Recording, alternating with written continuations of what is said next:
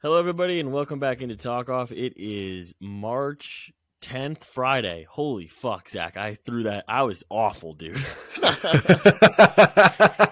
everyone who's listening to last week's show, I was like deathly ill when we were recording this. Like, could barely make out a full sentence without coughing and like having to drink water. And it was a nightmare last week, but I'm feeling better this week, so I took back over the intro for this week's show, and there's definitely some rust. But Dude, you know what? It's okay. You're allowed to be rusty. Right. You know what's the best part about that is like it's only going to go up from here. It's true. So I hope your day's been going better than mine, Zach, because my day fucking sucked so far today. Tell me about it. Why was it so bad? Mine was not terrible, normal, like every other day. Well, the Friars played UConn today. I wasn't gonna bring it up. And man, like I went into this game not expecting a lot because the team hasn't been playing well the past 3 to 4 weeks. So honestly, I was like, this is, it is what it is. Like, we'll probably get bounced by UConn, and then we'll be a 10 seed come Sunday. Like, it's going to be whatever. We were down 28 at one point, and I was like, fuck this game. This is over. And then for some god-awful reason, we decided to come back and bring my hopes up. They build it all up just to fucking run it over with an 18-wheeler, and Friars are now eliminated, which I knew was going to happen, but like, why did you have to get my hopes up for that fucking 15-minute stretch? So I was actually mid while you were talking about that. I was like, I'm going to ask this question.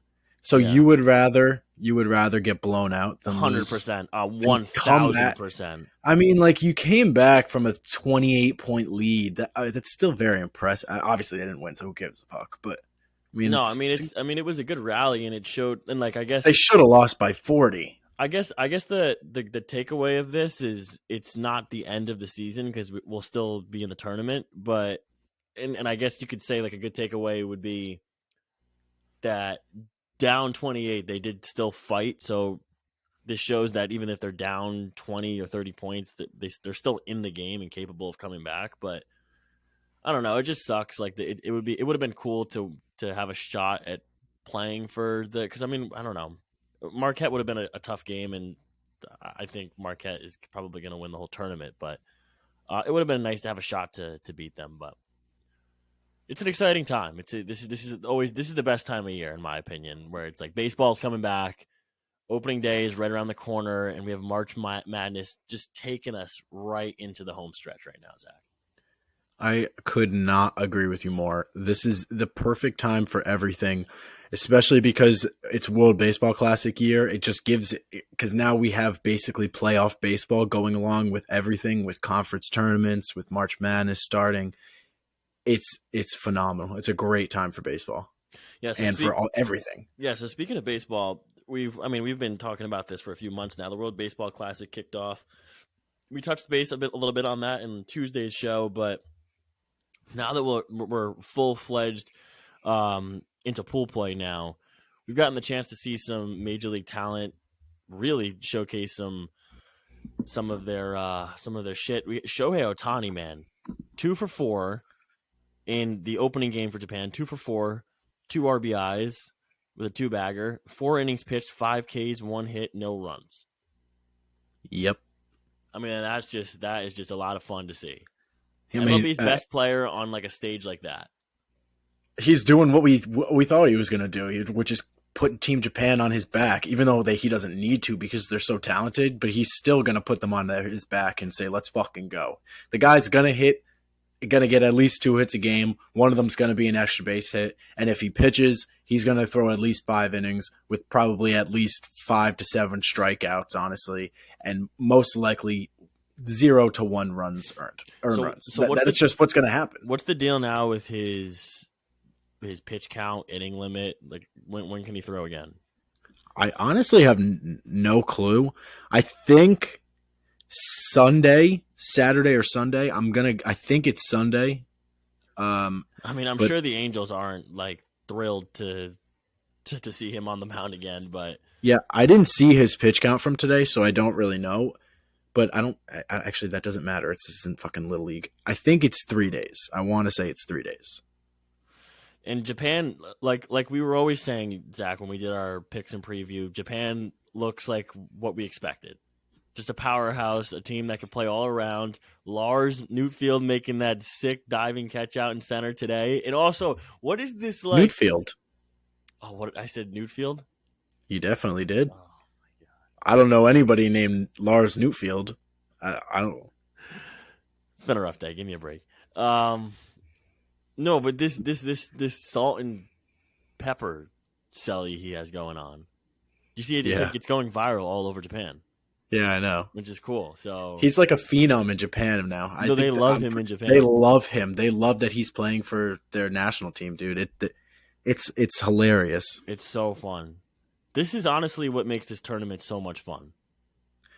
Is to see shit like this, because we don't see like baseball on an international stage in a regular year in our just little major league bubble. No, we don't. And a lot of times we forget about the guys that play in Japan, that honestly, some of the guys are as talented as the guys we have here. If not more talented, some of them. If not more talented, if you especially, you talk about Team Japan and, like we talked about last episode, their third baseman, Murakami, the guy's hitting as many home runs as Aaron Judge is and as many RBIs as Pete Alonso is, and he's still hitting 300 in the NPB over in Japan. So it's fun because you get to see guys from all over the place, and then you see Team Japan with all these professional athletes that play in the NPB. And then you look at the Czech Republic team, and did you see the video that they put out or whatever? And they were asking everybody on the Czech team what their real job is, because they're all accountants and construction workers. I was telling you about this on like 2 weeks ago, and dude, it's hysterical. So funny. It was hysterical. It's hilarious. So what's their deal? Have they played yet? They play tonight at 10. Actually, that's their first game. That. Tonight at 10 against China, who just lost it. I think it's hilarious how China's technically playing. Watch that with me tonight? Should we have like a little date? You want to text and watch that? Hey, I don't have. It's on Tubi. I don't know what Tubi is. I don't think I have that. Know. I bet you we can figure it out though. I could probably figure it out. Yeah, but that's going to be a good game tonight. Czech and China, both honestly the lower tier of teams that we have in the World Baseball Classic. So it's going to be an interesting matchup. I'm curious to see what the Czech team has, because you see a team full of, like we said, accountants, construction workers, landscapers, contractors, and see what they got. I think it's fucking hilarious. This Czech team definitely has the feel of a very gritty team, like 1980s U.S. Hockey team. That's the year. I mean, it would be. Jake, can you confirm that's the year? That was right. We're getting a head shake. We're getting a head shake. That's correct. That's the right. Okay, I just wanted to make sure, because I would have sounded really stupid if that wasn't the year. I don't know if you saw, but in our first game, we had pretty much what I consider to be. Oh, not our first game. Our first game yesterday, Wednesday, Panama against Chinese Taipei. Mm-hmm. Possibly the candidate for catch of the tournament. Oh, yeah. The catch by the right fielder for Panama, Luis Castillo, colliding with the center fielder, hangs on, and pretty much runs into the fence, too. That was an insane catch. I watched that catch live. That was an insane catch. Did you see the like 1,000 IQ play for Australia? What was that? It was in the Korea-Australia game. One of the Korean players was celebrating a double, and during his celebration came off the bag. The Australian player held the tag the entire way. Review called the player out. You know what I call that? It's a 1,000 IQ play. It's fucking gritty baseball. Mm-hmm. That's just fucking gritty baseball. That's what they play. You're gonna take what they're gonna give us. That's what you're gonna do in Australia. Hey, I mean, Team Australia's got. We talked about them. I mean, at the beginning, as one of the teams that we weren't going to talk about because there's not much there. I want to go down on Australia. They have to have these little plays, or else they're not going to do anything in this tournament. So I'm happy for Australia. I don't think a lot of people saw them beating Korea in their first game in the World Baseball Classic, so props to them. Yeah, and what's your opinion on the like some of the teams in pool play that haven't started yet? So like I know the U.S., Venezuela, teams like that, they're not at their locations yet, so they're playing major league rosters right now.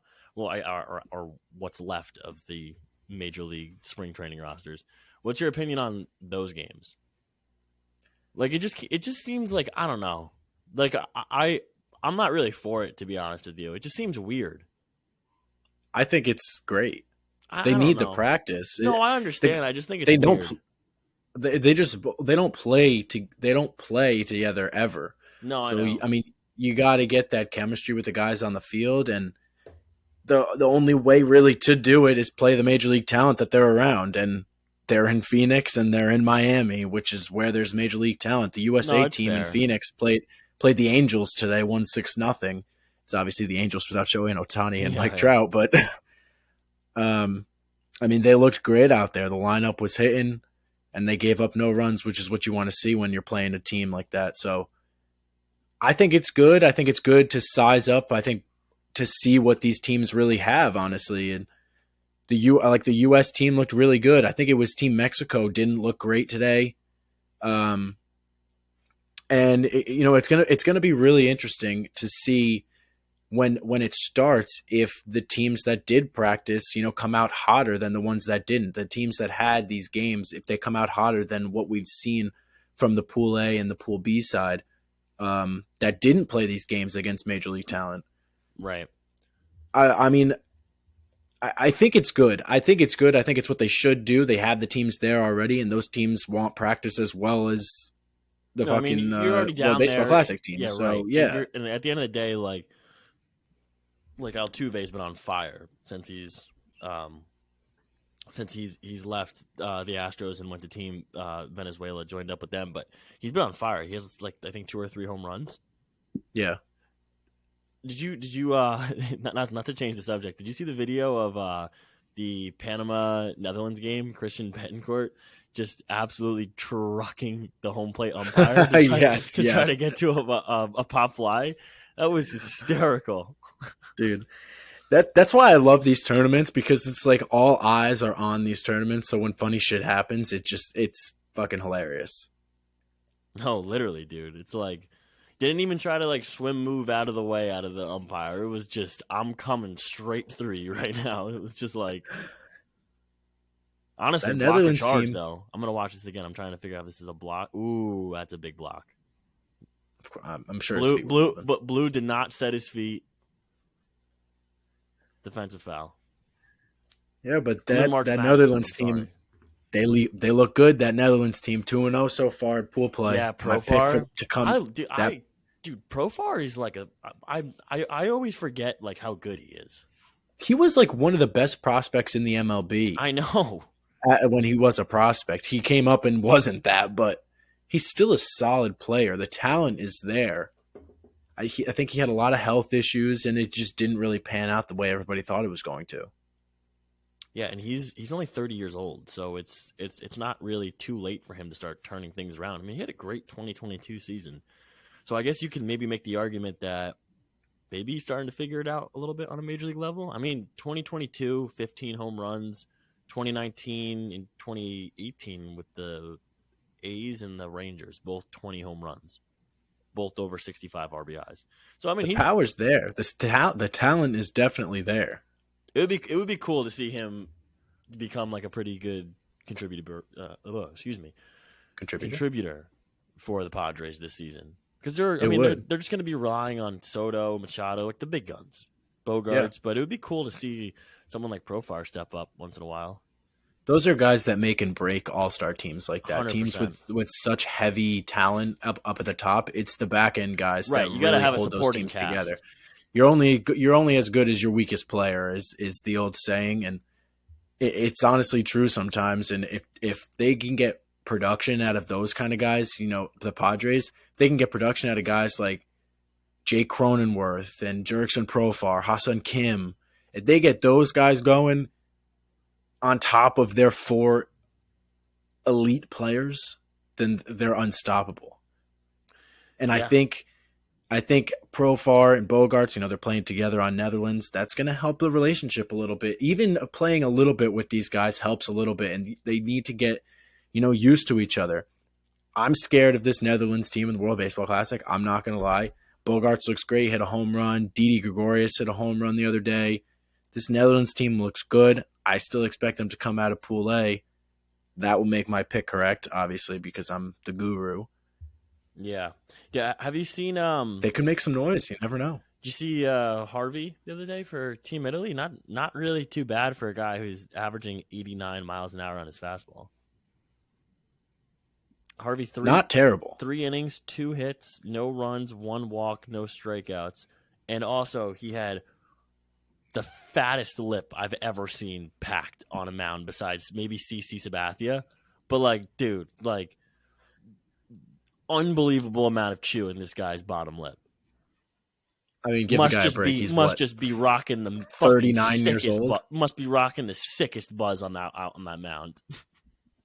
If I was out there, Matt Harvey's 33. No, yeah, dude. No, he came up when he was really young. Oh my god, I hate when those fuck me up. Those get me every time, dude. The Madison Bumgarner one is the one that gets me the most. Mad Bum is weird because he's always looked like he's like 40. He's also, I'm pretty sure, 33 or 34.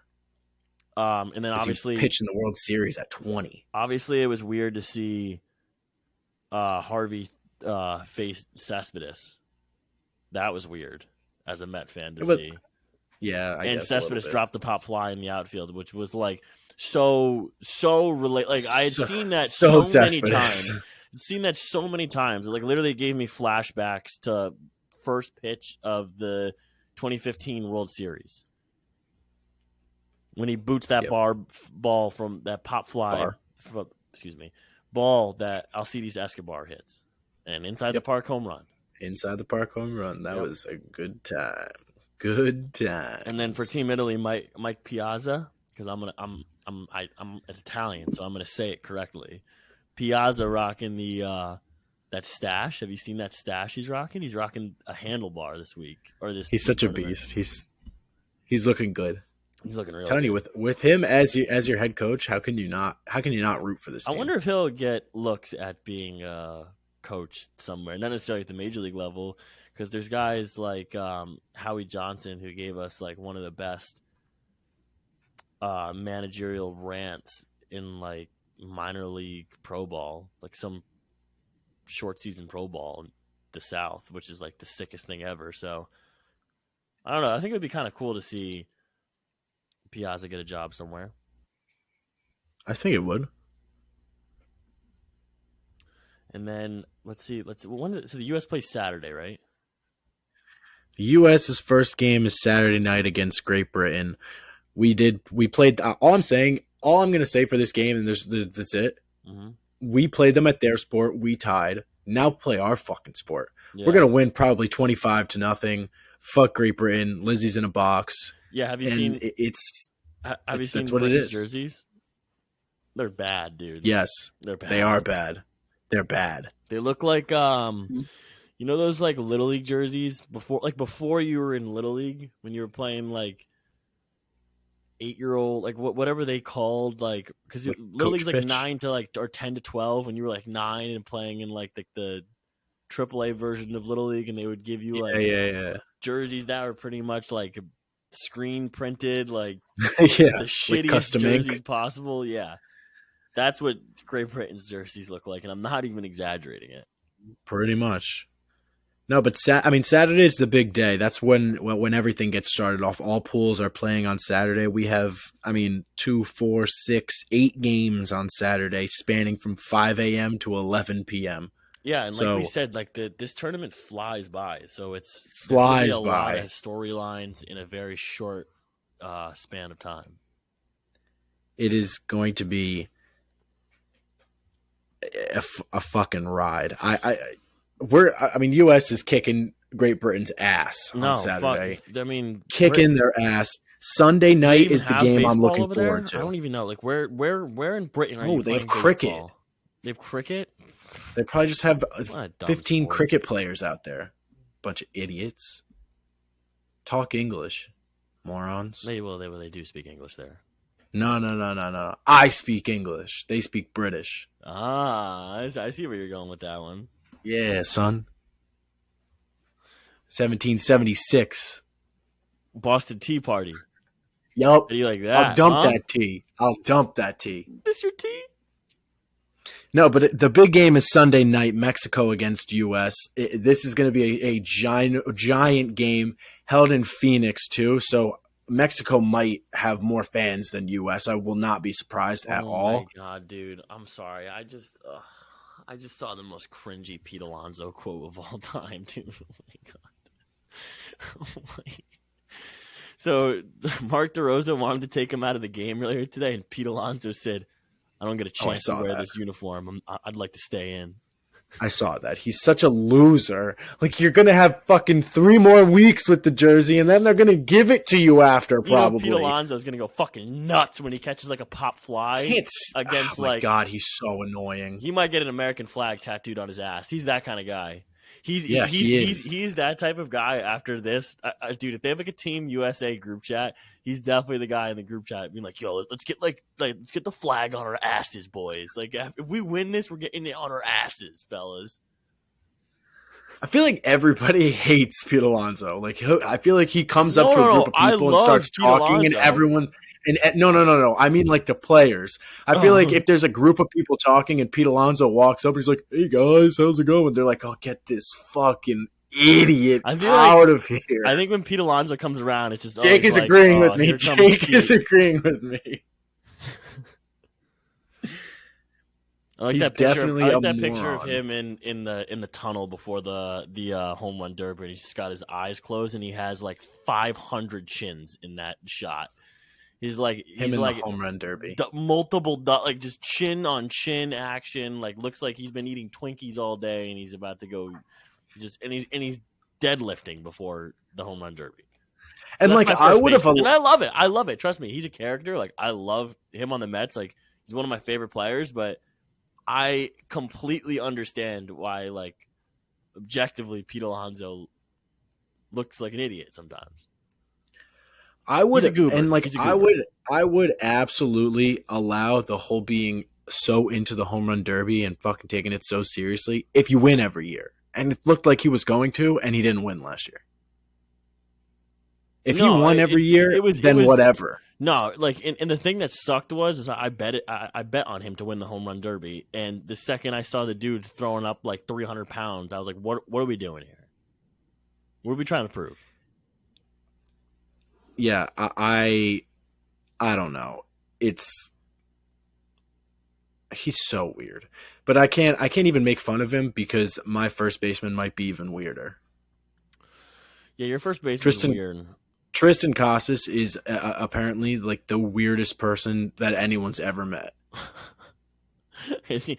What's some context to that? So I mean, he paints his nails.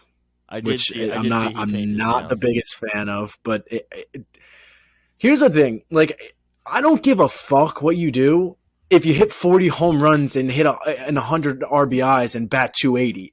Right? Yeah, he could. I don't even care what he does if he does that.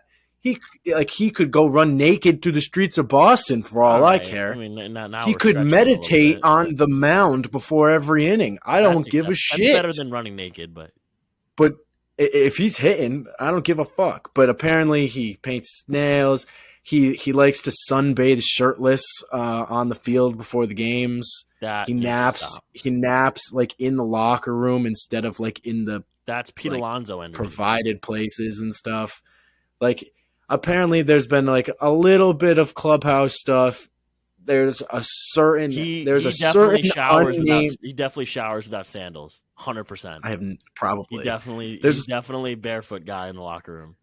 There's been a certain unnamed player, veteran player in the Red Sox system that has a problem with Tristan Casas' weirdness. And so you know what this is? I've cracked the case. Tristan Casas, when he takes a piss at the urinal, he pulls his pants all the way down to his ankles. He definitely does not do No, he that, okay? definitely He's does not that. a 5-year-old It boy. makes me He's so just uncomfortable. weird. No, I've seen a grown man do it at a sporting event one time. It sucked so much. Well, you should have told that grown man. You should have called the fucking police because that grown man can easily be arrested. I think if you pull your pants down at the urinal, you should be arrested. No, but that is put Tristan Casas in public indecency. No, Tristan Casas is. I love him. I love him. He's gonna hit 30 home runs this year and bat 285. I'm so excited, and he can be as weird as he fucking wants to be. If he can sunbathe naked, he doesn't just have to be shirtless.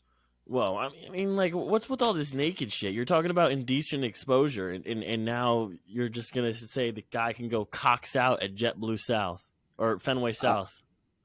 I mean, just in Fenway Park, cocks out for when the he lads. Leaves, when he leaves Fenway Park, he has to put clothes on, but he owns. So you're saying Fenway it's Park cocks? Right so the Fenway Park inside.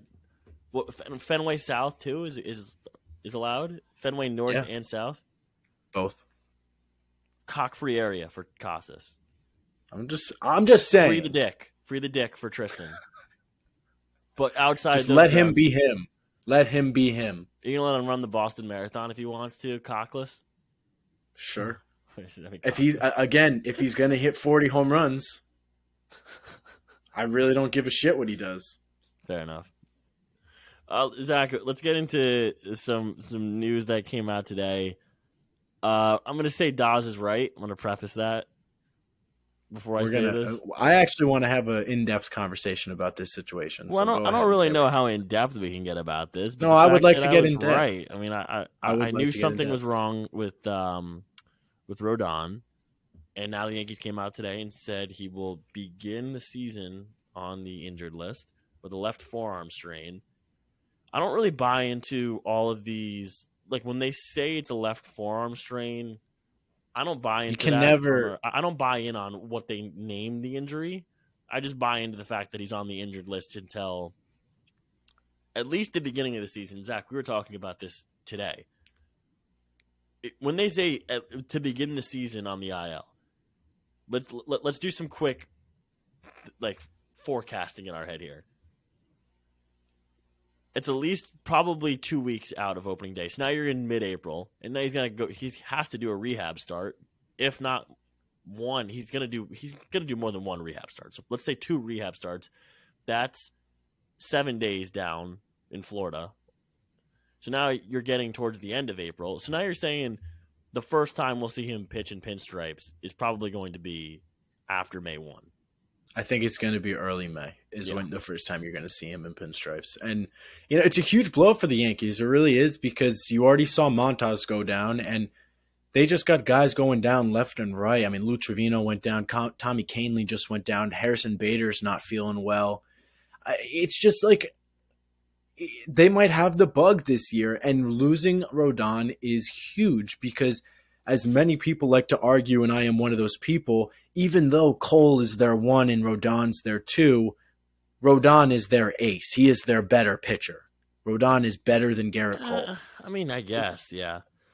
Stuff-wise, when they are both on the field, he is better because Garrett Cole, from one swing of the fucking bat, could lose you a game because he just gives up too many home runs. He gave up the second most home runs in the major leagues last year, and it's not the first time he's been top 5, top 10 in that.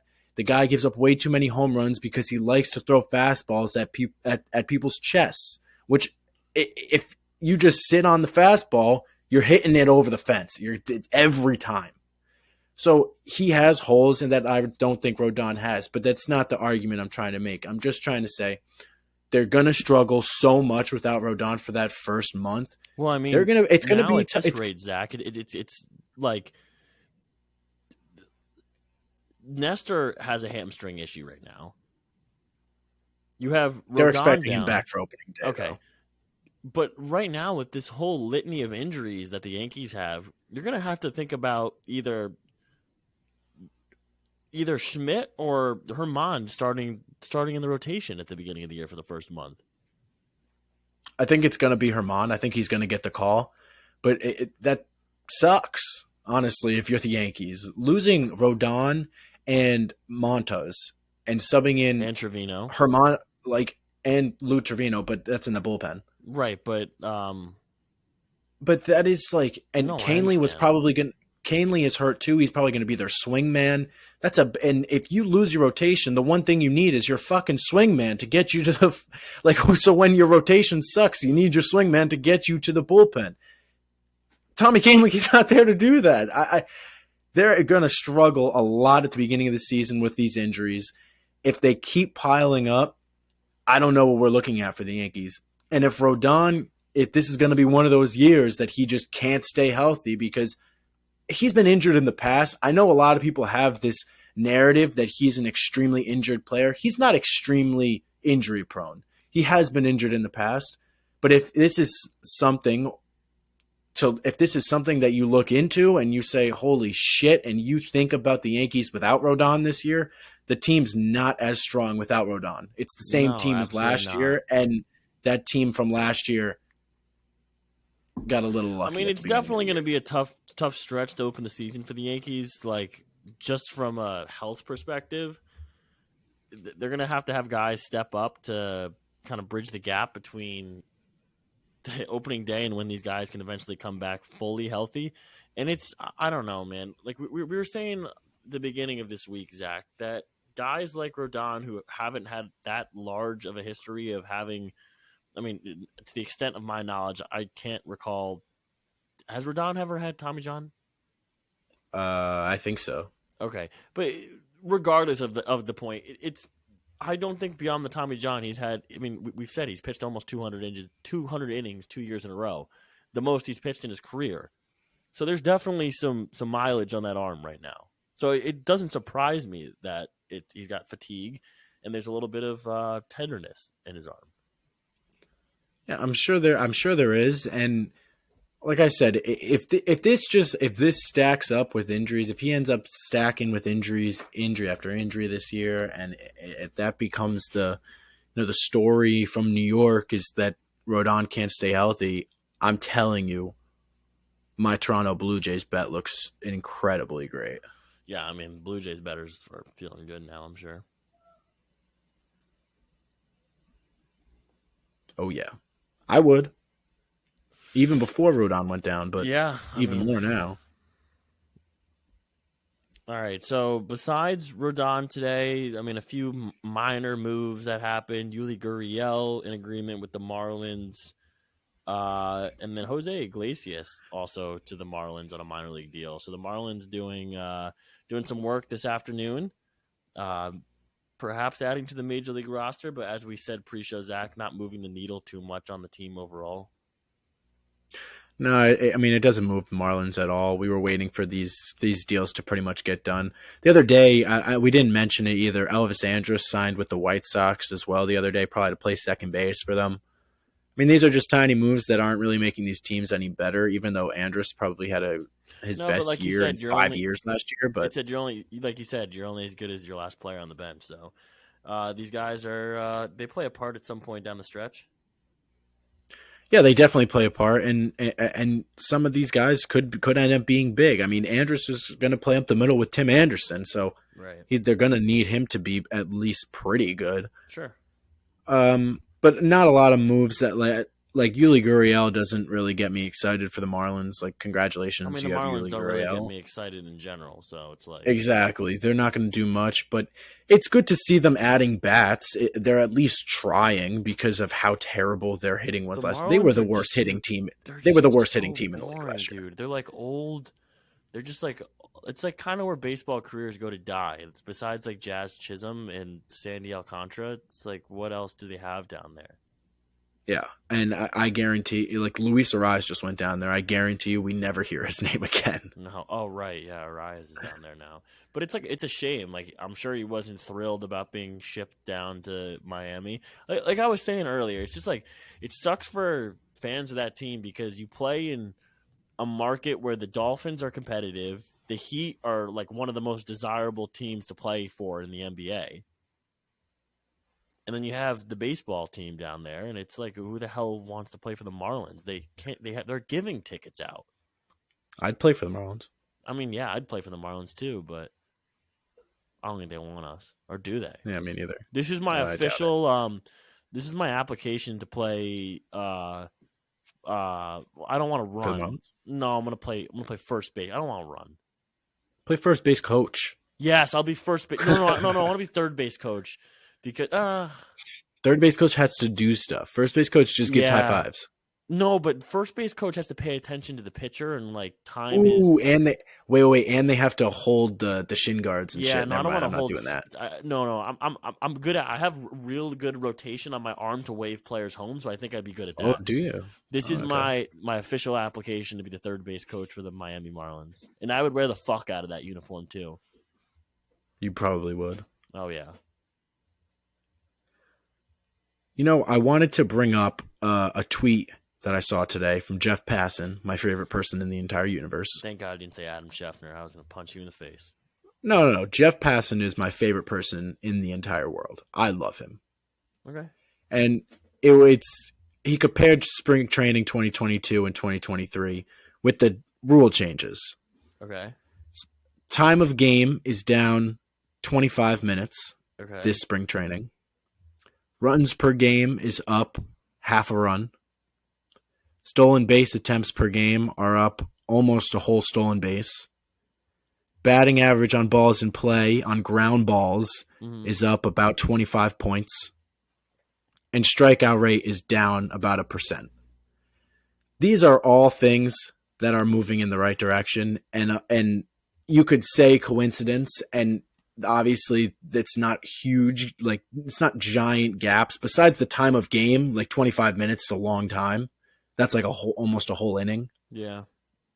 But I mean, you could argue the other ones are coincidence. I think the stole base attempts per game, I think that shows because of the rule changes. I think it's because of the bigger bags. I think it's because of the pitch clock, and I think it's very important. The batting average on balls in play, on ground balls, I mean, they're trying to show the shift.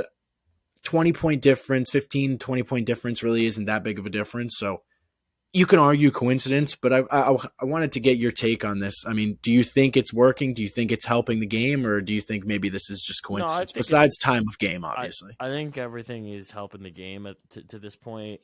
I don't know. I like the numbers that I see so far. I was kind of against a lot of the things that were initially going to be put in place, but I think everything is working out. I think it needs a full 162 game sample, but I don't know. I think everything. Like I'm looking at the tweet that you see right now, so I see like the time of game. Like that's huge. That's a huge difference. But 3 hours and 1 minute to 2 hours and 36 minutes. That's huge.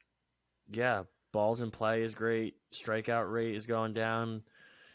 They were just trying to create a more of an offensive burst in the game, which they're doing. So, I don't like Manfred, but this is something that I can put my seal of approval on. I think it's working, and I think it's making baseball more interesting to people who are casual fans.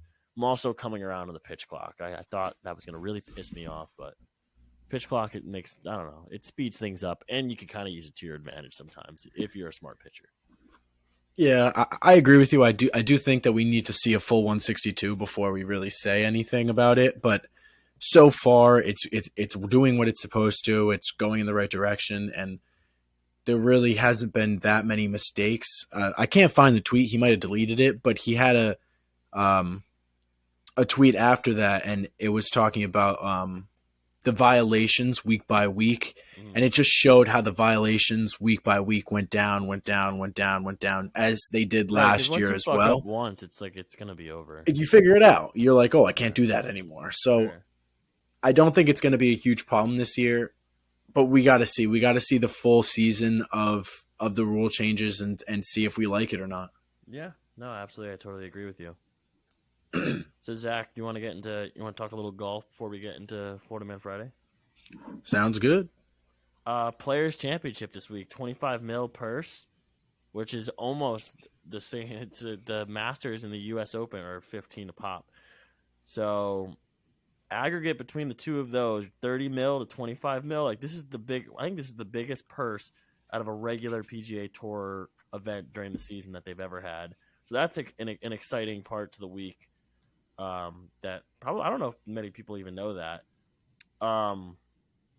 But yeah, like the course looks pure today. Like it's so nice. Like I said last week, like it's the weather's getting nicer up here. But like, damn, like I still wish I was down in Florida, like at the Players and enjoying that weather. But Morikawa got off to a great start today, 7 under par.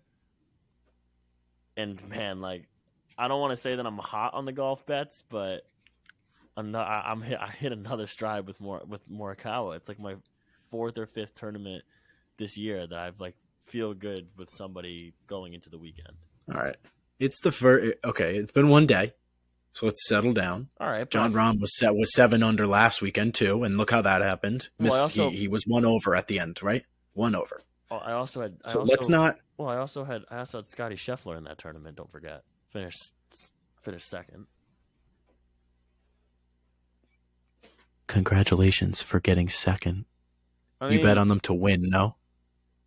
No, I bet a lot of them to place top 10 too, so I'm still winning bets. But at the end of the day, it's like my guys are coming. I'm not making fun of you for. I'm not making fun of you for winning bets. You're making winning bets. That's great. But don't come out here and tell everybody that you got the crazy picks when you lose too. One day of Colin Morikawa. He shot 7 under today. He can shoot 7 over tomorrow. Sure. I'm just telling you, like, the guys I'm picking recently have been playing well. Yeah, and mine's the opposite. Is that what you want me to say? Yes, kind of. I was getting every time I pick a guy, they like to get over par, right? I got Cantlay, he's even. I got Rory, he's fucking 4 over, and I have Finau, and he's 1 over. But, like I just said to you, it's the first day. Rory's going to shoot 10 under tomorrow. We're good. Let's not start getting on our own dicks just yet. We're good. Keeping positivity. Same thing as the roulette spin. You just got to keep positivity. I don't keep positivity with that at all. Yeah, me neither. No, but it's a good time for golf. It's ramping up like everything else. It's just like we got tournaments every weekend with with the best players every weekend, and that's what we want to see. And it's kind of what the what are you making a face at, Jake? I mean, Dustin Johnson isn't playing. Shut the fuck up. Shut the fuck up. Fuck Liv. Okay, fuck Liv. Jake is resident Liv guy. I know Jake loves Liv. Oh my god. It's just because they have a cool jet. Jake is resident Liv. Yeah. Also, if they were to offer me like even $1 million, I would just start denouncing the PGA. If they offered me probably $50,000, I would probably denounce the PGA. I'll take blood money. You hear that? I will. I have no morals. I will take any kind of dirty money. No problem. No problem. Oh. Didn't we say we were going to call J-Mo? We were going to call J-Mo again. And ask him if what was the question that you came up? Remember we were saying like how like texting and driving is distracted driving. What if you were eating and driving? Yes. Okay. Eating and driving. No, I thought it was peeing. I thought we did peeing. Well, let's ask them both. We can ask them both. Okay. Hopefully he answers. He's definitely going to answer. He didn't answer. I think he's either phone's dead or he's on Do Not Disturb. His phone's dead. No, J-Mo. All right, we'll have to do it on Tuesday. Tuesday show, we'll have to do it on Tuesday. But yeah, moral of the story is good weekend shaping up at the Players. Everyone place your bets, get them in before the weekend, and someone like Morikawa's odds jump up a little higher. But yeah, it's shaping up to be a fun week in Orlando. I think that's where the tournament is this weekend. I think so too. Yeah, so. It's a great weekend. World Baseball Classic, Conference Championships, plus the Players. Yeah, great. Selection Sunday. Sunday. It's a great weekend. All right, so should we get into Florida Man Friday? Let's do it. I can go first. Who wants to go first? Me? I can go first. You? Okay, you can go. Yeah, naked Florida man arrested after banging on house with barbell. So, 62-year-old man faces charges of aggravated assault and armed burglary. A naked man carrying a barbell is accused of threatening another man shortly after a burglary.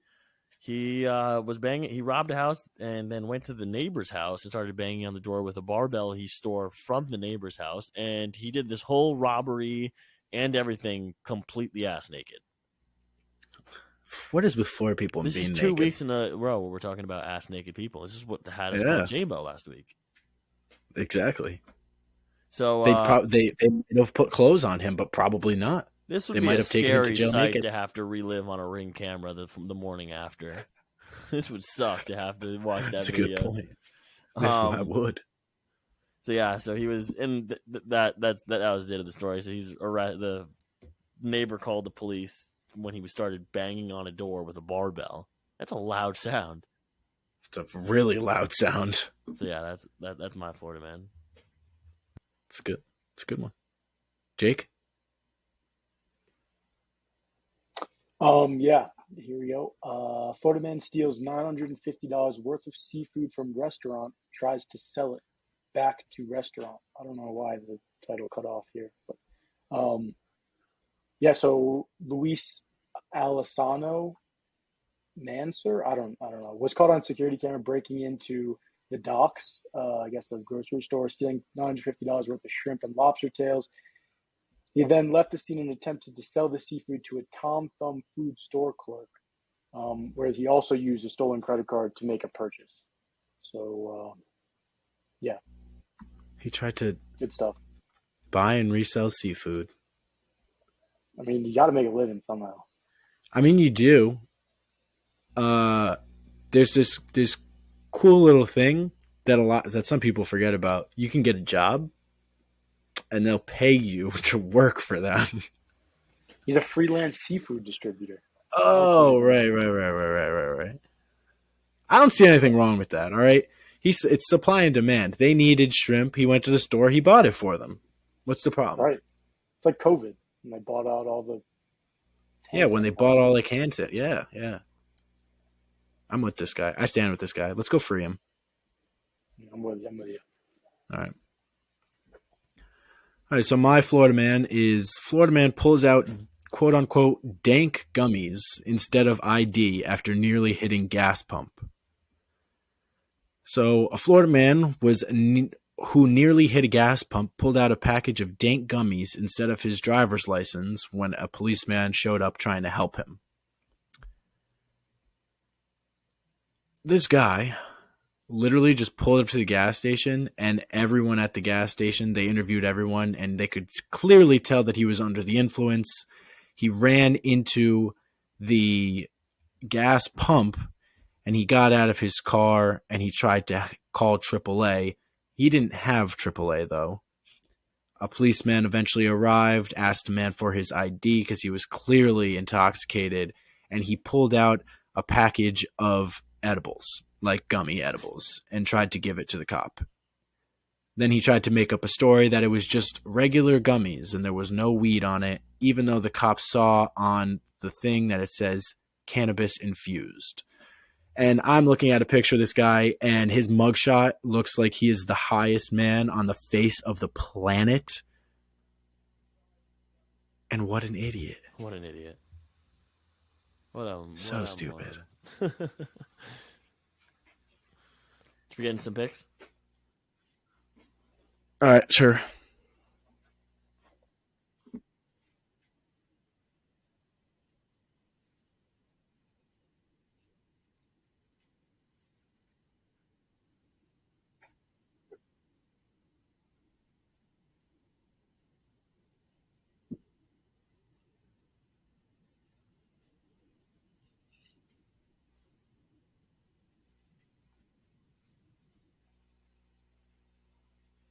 All right, picks for Friday, March 10th.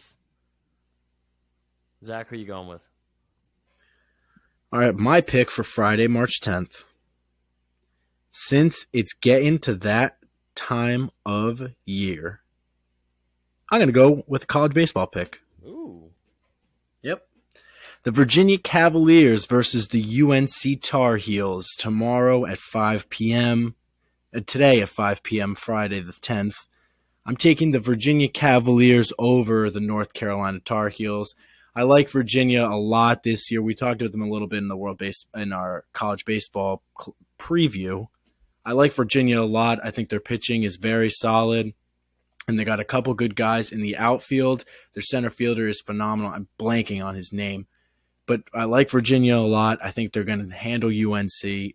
Obviously, baseball picks are very hard because a Little League team could go out and beat Team Japan. You never know, but I'm picking the Virginia Cavaliers over the UNC Tar Heels. I'm taking I'm not taking Marquette. I'm taking UConn tomorrow over Marquette. I like once I make my bracket next week, I'm seriously considering Marquette Elite 8. Definitely Sweet 16, but I think UConn is quite frankly like damn near unbeatable in a home environment.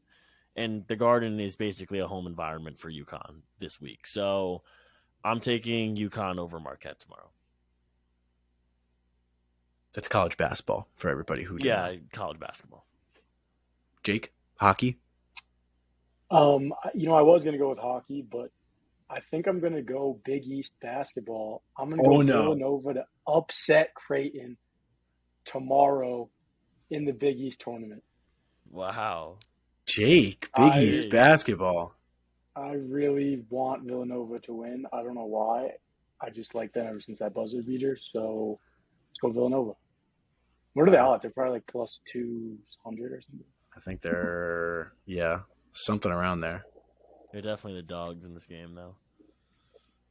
You like Creighton, right, Daz? No, not really. I don't like Nova either, though. So I like Creighton more than I like Nova, but I don't really like either team. All right, well, Daz, tomorrow. Yeah. Daz, just so you know, DePaul is up by 9 against Xavier right now. Oh shit. That's what I'm saying, dude. It's like the big, like not necessarily just like the Big East, but any conference tournament. If you're like a team like DePaul, where you're a lower ranked seed, you got to play 3 or 4 days of good basketball, and you can make the NCAA tournament. Happened to Georgetown 3 years ago. Yeah, they made the NCAA tournament as a team under 500. I mean, they got bounced in the first round, but you still bad. You still got to the dance. That's true. Probably made a lot of money from it. Probably. Well, I mean, Patrick Ewing fired today, so it didn't really turn out that well, but true. All right, roulette spin. All right, random number was 16 that I had today. Do we want to change that? Do we want to change from 16, or do we want to stick with 16? Just do 16. It ain't gonna hit anyway. All right. Well, of course, this is the worst. I'm doing live roulette, so I'm waiting for the next thing because we always said like the. Okay, I'm happy. No, I'm happy. I'm happy you're doing live. Yeah. All right. So in the interim, make some shit up. Let's in the interim, I would just like to say that can we get a round of applause for producer Jake for all that he does on this podcast? Yeah, thank you, producer Jake. Producer Jake. Thank you guys. We miss him. We miss him when he's not here. Hey. Glad to have you back. I hate when Chris does the music. We might have. Oh, wait, hold on. It kicked me out for a second, and now I'm back in, and now I just have a black screen. So. Oh my god! Why do we have to rely on you for stuff? Well, I mean, this isn't my fault. It's like, what do you want me to do? Doesn't happen to Jake. Jake's also cool. We know this. Jake's the coolest kid I know. Zach, can you try? I don't have any money in my account. And I'm not adding for this roulette spin. I'm trying my best right now. Why don't we just spin a wheel? We just don't win money off it. Not like we ever win. Yeah, we never win. We could also just skip the roulette spin today. No, but we have to do it. We always do double, so it counts. Jake's got it. 16. No money today? Yeah, no money. Right. 16. Imagine it hits. It's going to hit. That's 16. 13. Oh, okay. All right, 13. Save $3. There you go.